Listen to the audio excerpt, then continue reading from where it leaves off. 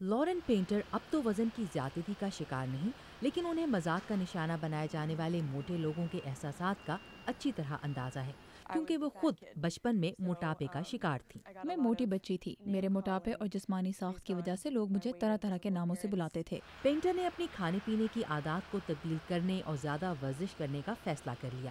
انہوں نے ٹھنڈے مشروبات پینے چھوڑ دیے اور ہر جگہ پیدل یا سائیکل پر جانے لگی۔ نتیجتاً انہوں نے اندازاً 7 کلو وزن کم کیا۔ ضروری نہیں کہ مشکل ہی ہو، آپ آہستہ آہستہ اپنی عادات تبدیل کر سکتے ہیں۔ ریاست شمالی کیرولینا کی یونیورسٹی کے سائنسی ماہرین نے 13 سال تک 12 سے 21 سال کی عمروں کے 8,000 نوجوانوں کا مشاہدہ کیا۔ وہ نارمل یا زائد وزن یا موٹاپے کا شکار تھے۔ نارمل وزن رکھنے والوں کی 2% سے کم تعداد آگے چل کر شدید موٹاپے کا شکار ہو گئی۔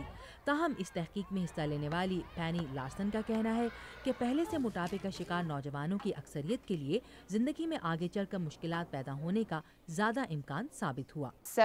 ان میں سے 75% جوان ہو کر بھی شدید موٹاپے میں مبتلا رہے۔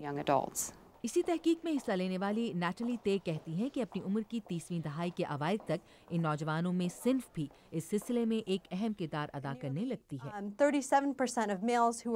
9 میں وزن کی زیادتی کا شکار مردوں کی 37% تعداد بڑے ہو کر بھی شدید موٹاپے کا شکار رہی، جبکہ خواتین میں یہ تعداد 50% تھی۔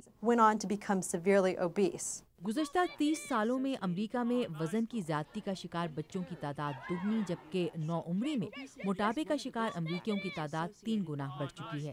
لیکن یاد رہے کہ یہ صرف امریکی بچے اور ٹین ایجرز ہی نہیں جن کے وزن بڑھ رہے ہیں۔ ورلڈ ہیلتھ آرگنائزیشن کے مطابق موٹاپے کی بیماری ترقی کی جانب گامزن ممالک میں بھی ایک وبا بن چکی ہے۔ ملنڈا اسمتھ کے ساتھ عائشہ خالد، اردو VOA۔